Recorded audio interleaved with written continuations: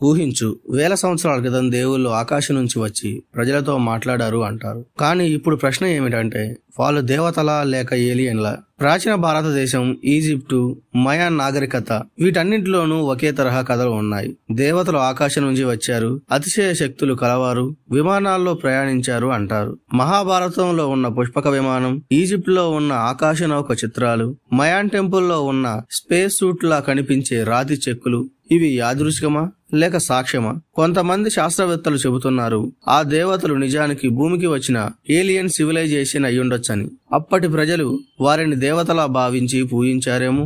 అంటే మన సంస్కృతిలో చెప్పిన దేవలోకాలు అంటే ఇతర గ్రహాలపై ఉన్న జీవుల ప్రదేశాలేమో.